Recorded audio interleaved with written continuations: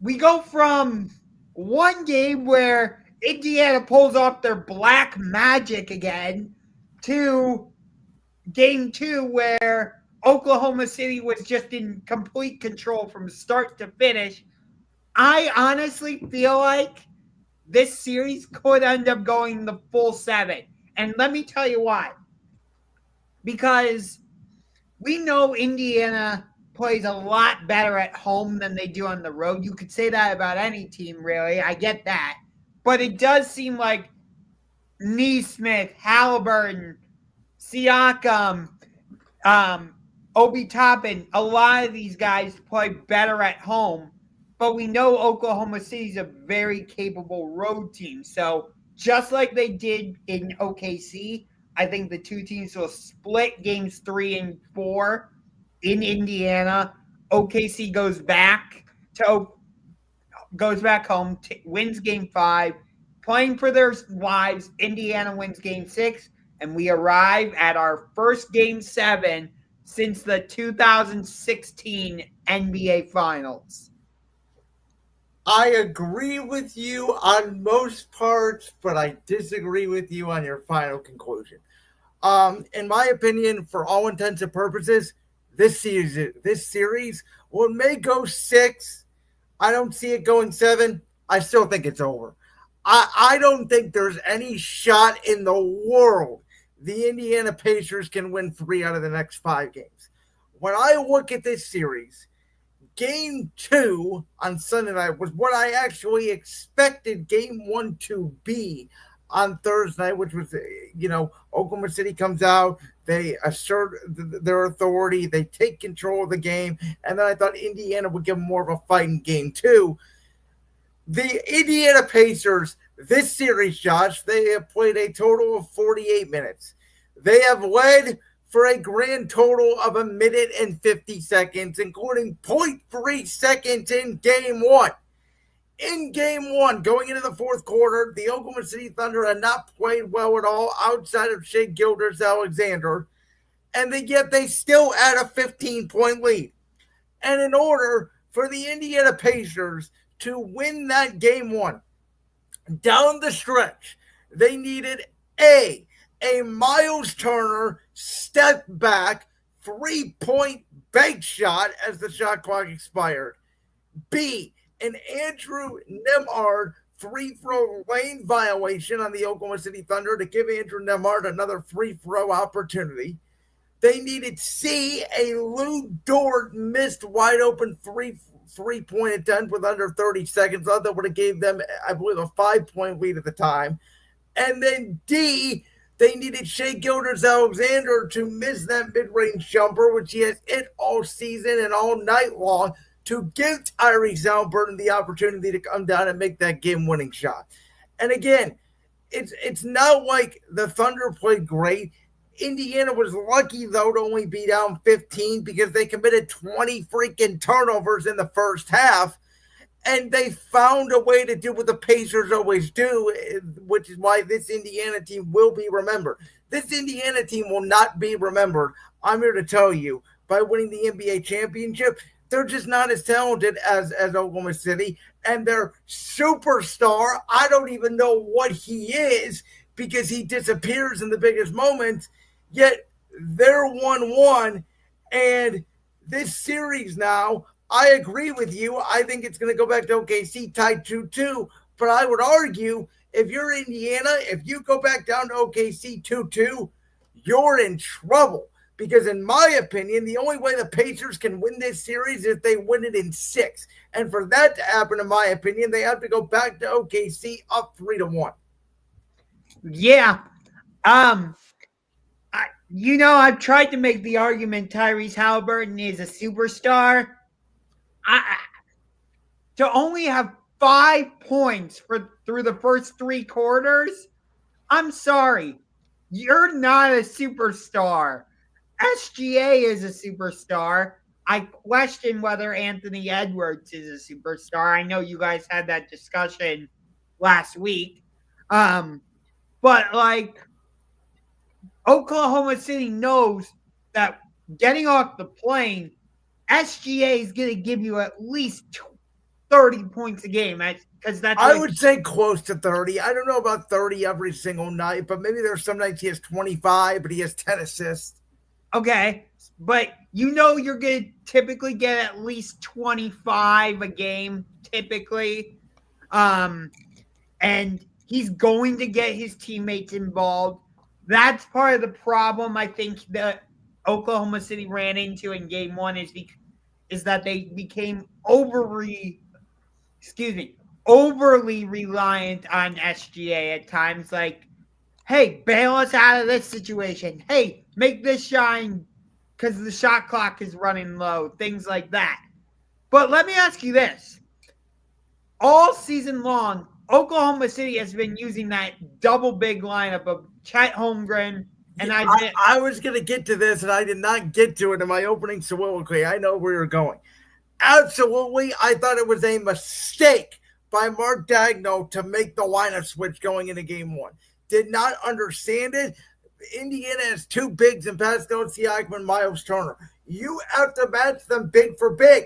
And I'll be honest with you, I thought Oklahoma City going small in the fourth quarter when Indiana also went small as part of their comeback, I thought that was the move that actually cost the Thunder the game.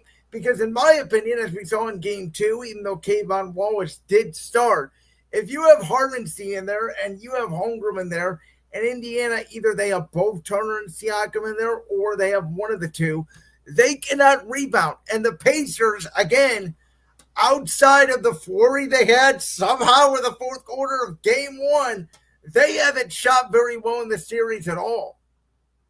No, we did see Oklahoma City use the double big lineup more in game two. Not so much when Turner and Siakam were on the floor, though. They're using it more when it's just one of them on the floor, or if Indiana goes with Thomas Bryant and Obi Toppin. Chet Holmgren is having his way with Thomas Bryant, by the way. I mean, Chet Holmgren did not show up in game one, but he did in game two. And as you commented last week while you were filling in for Fitz, you kind of thought the battle of Chet versus Turner / Siakam was going to be the key matchup to win the series. And I don't disagree with you on that, but I also think it's coming down to Indiana's bench, which was so prolific, obviously, with the Knicks and then, against Cleveland. They haven't shown up in these first two games much at all, besides Nesmith. Yeah. Well, Nesmith starts for them, I believe. So, if I'm not mistaken. You could be right on that. I don't know why I was thinking it was Benedict Marjoram, but I think you're right on that because it's Halliburton, Nembhard, Nesmith, Turner, and Siakam. So you're right on that. Yes. I guess what I was talking about was the role players, right? Outside of Halliburton, outside of SGA. But for Indiana, yeah, they can rebound the ball, and yeah, they can't turn the ball over. But the concern I have for them is this. In every series now, in at least one game, we talk about game 3 against the Cavs, game 5 against the Knicks. Here we go in game 2 against Oklahoma City. Tyrese Halliburton mysteriously disappears. And I don't know if you know this or not, Josh, but Tyrese Halliburton's success in the game is all based off if he makes the first shot. Yeah, think about this.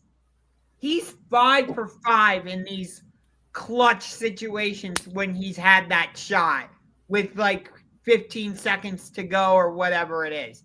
The rest of the league, I believe, is like 4 for 26 or 4 for 27, something crazy like that, which is where this whole Tyrese Halliburton superstar conversation kind of came from.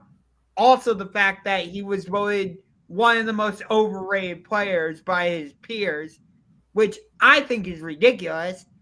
I think that partially stems from the fact that he made the Olympic team and other players. By the way, he, along with your boy Jason Tatum, did not play very much on that Olympic team. That is true, yes. I don't even know if Halliburton even played. He might have got some garbage minutes, but I don't remember him playing much, if at all. Yeah, I don't really recall him playing, but I think that's where a lot of this superstar or not conversation kind of stems from for Halliburton. Indiana's got to take advantage of this opportunity, though, because I I get it. Like Boston's not might not be the same. Cleveland is in flux a little bit, but Indiana's not going to have another year where they're shooting the 3-pointer this well, and Oh, you I know, will put so much money on the line that the Indiana Pacers will not represent the East in the Eastern Conference in the NBA Finals next year. They will not be the Eastern Conference representative in the NBA Finals next year. This is their year. This is their shot. I don't think they have a shot in hell. The only way they can is if in my opinion, they steal both these games in Game 3 and Game 4. Do you realize that Oklahoma City was a 9.5 point favorite in Game 1? And even though Indiana won Game 1, OKC was favored by 11 in Game 2, and now they're favored by 5.5 or 6, depending on what sports book you get, on the road in Game 3 of the NBA Finals. That's absurd to me. yeah, that I think that just shows how the sports bettors view Oklahoma City. That's not a slight towards Indiana. Oh, I think it's a complete slight towards Indiana. I think it's telling you that Indiana has no shot. That's what the bettors are telling you. They don't believe in the Pacers. It's not so much as the Thunder are this God's great team, which they are historically.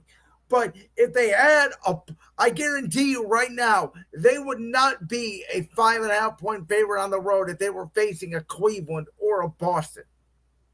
No, which to emphasize the point you're making, I believe Cleveland was favored in at least 3 or 4 of the games against Indiana in the second All round. games they were. So at least for me. Yeah, by double. I know in games 1 and 2 they were favored by double digits. Well, I don't know about Game 2 after the injuries. I think the Cavs were still double-digit favorites, if I remember correctly. But regardless, though, it's certainly not what I was expecting for it to be 1-1 going back to Indiana for Game 3. I can tell you that. No, I thought it was going to be 3-0. I'll be honest with you. I thought it was going to be 3-0. I thought Oklahoma City was going to punt Game 4 and win it at home in the Paycon Center in Oklahoma City in Game 5. I do think, even though I've been talking crap about the Indiana Pacers all of this segment, I actually think tomorrow night they play their best ball. I think they win. And I think they could win tomorrow by double digits. And I think Game 4 will be a lot like the Minnesota series and the Knicks series was in both of these conference finals, where it was like, could Indiana and OKC go up 3-1? They're going to be very close games. I think Oklahoma City pulls out Game 4 in Indiana. And so by virtue of that, I think Game 3 personally will be the last win the Indiana Pacers have of this NBA season. I think they'll go up 2-1, and a lot like Golden State did to Boston in 2022, they will win the next 3 and wrap it up in 6. I definitely could see that happening, but I just think on their home floor in Game 6, Indiana will pull it out, force a Game 7, Thunder win it on their home floor. See, here's my thing. If you're going down 3-2, I know the Pacers are the comeback kings. I don't think they really believe they could win a Game 7 in Oklahoma City. So I think they will be mentally deflated going into Game 6. That's an interesting perspective. So before we move on, let me ask you this. Based on what you're saying, I think I know the answer, but I'll ask you anyway. Who has control of this series after the first 2 games? Easily Oklahoma City. They're the better team. They're the better squad. Obviously, I think that will change if the Pacers win both Games 3 and Game 4. What I'm very curious right now is I think in terms of MVP, right, Oklahoma City, SGA would clearly be the front runner to get it if they win. Let's say the Pacers go up 3-1 in this series somehow. Let's say Indiana pulls it out, but let's say Tyrese Haliburton does have these pedestrian numbers of like 12 points, 8 rebounds, 7 assists. Who on Indiana is your front runner right now? If they were one of the finals to be MVP, is it Nesmith? I don't know. Because we saw Siakam really take control in the Eastern Conference Finals. That's why he won uh, MVP in that series. But he hasn't had that same type of impact against Oklahoma City. It depends a lot on if Halliburton hits any more of those like clutch shots. Because if he does, I think he wins it. But otherwise, maybe Nemhard? Honestly. Maybe. But I'll tell you this, though. We saw Alex Caruso and Aaron Wiggins really get going in game 2. Alex Caruso had like 20 points, and Aaron Wiggins was hitting some big three-pointers for the Thunder. Can they do that on the road? Because, again, I think they can, especially Caruso, because even though you guys may say it's a fake championship or whatever, he is an NBA champion. And he did it in the bubble. And he was huge for that Laker team. I reiterated last week on championship rings. I never thought they should have let Alex Caruso go, personally. And I think he's invaluable to what Oklahoma City does. Because, as I said at the beginning, role players play differently when they're on their home floor versus on the road. They do, except for if you're a Pacer or you're a Thunder.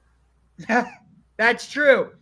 So I really think, and I'm not just saying this because the series is tied 1-1, but I think game 3 is pivotal in that sense because of the role players. Like, if Oklahoma City can get that same type of performance out of their role players, like a Caruso, like a Jalen Williams, like an Aaron Wiggins and some of those other guys, then I would fully agree with you and say, yes, they've got control.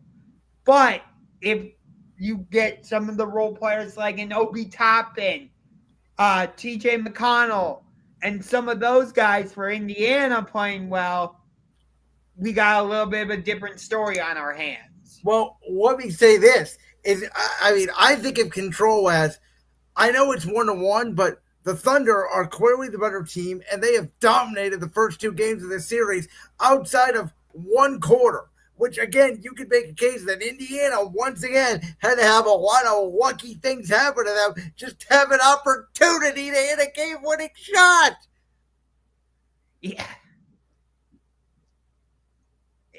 I can't explain what Indiana is doing. I can't explain it. I've never seen anything quite like it. We should have added this as a topic, so I made a new banner of it, Josh. I wanted to ask you this question. I totally forgot to put it in the rundown. What do you make of the NBA Finals presentation? Now, by presentation, it's horrible. I mean by, like, I'll go all the way to the halftime show, the pregame introductions, the national anthem, the introductions, the things on the court. Like, I saw this tweet, and it was accurate, and I don't remember who posted it, but it's true. If somebody woke up from a coma and turned on game 1 of the NBA Finals, you would have thought it was Pacers Thunder on a random Thursday night in January. You would have had no idea that the NBA Finals were happening. And I know they're going all this digital technology and the YouTube TV ads. And, you know, they try to put a little logo on the court, the little finals trophy on the court in game 2. It looked even more stupid. I don't know why the NBA / ESPN, ABC, whoever decided to go this route, went this route. But it is seriously for ESPN to have the exclusive rights to the finals moving forward, including next year when they go into their new media rights deal. This whole thing, the halftime show is a joke. It's not even a halftime show. It's Kendrick Perkins and Stephen A. Smith screaming at each other and then 12 minutes of commercials. Like, it's a complete disaster. It really is. Like, think about this. For the in-season tournament, teams get these special courts, and a lot of them look really cool. And then for the freaking NBA Finals, nothing? Like, do you remember for example, the 2007 NBA Finals, when we played the San Antonio Spurs, the center court logo had a giant Larry O'Brien trophy. Yes. It said the finals on the court. But my favorite part of like the finals broadcast was they would actually like show the player introductions. Yes, they would do the national anthem. I mean, it was a spectacle. And I hate to say this, but I feel like it's kind of the same problem with the big four all over. The World Series has kind of lost that um nostalgia or whatever word you want to use there. To a certain extent, the Super Bowl has lost that a little bit. I feel like the halftime shows have been going downhill. The team introductions aren't great like they have been in the past.